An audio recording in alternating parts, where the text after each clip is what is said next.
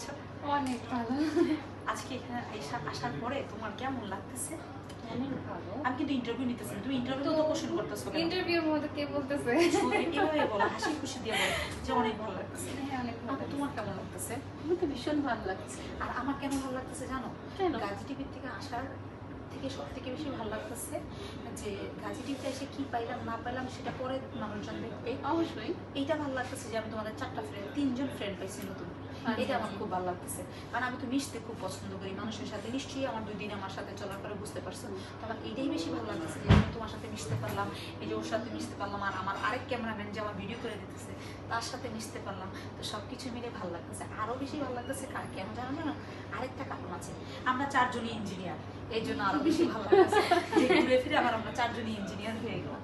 এই আর কি। তো আমি হচ্ছে আমার অনুভূতিটা তোমাদের সাথে শেয়ার করলাম। এটা কিন্তু কেউ সিরিয়াস নিয়ে না, কোনো ইন্টারভিউ হয় না, এটা জাস্ট এমনি গল্প করা।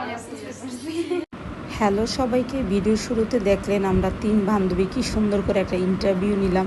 আসলে ইন্টারভিউ না, এটা হচ্ছে গল্প আকারে মজা করতেছিলাম। তারপরে ভাবলাম আমি কেন আমার ফটোশ্যুটটা মিস করব। আমি তো ফটোশ্যুট কখনই মিস করতে চাই না। এটা হচ্ছে গাজী টিভির সামনে, পরে বেসমেন্টে নামার পরে একটু ফটোশ্যুট করলাম।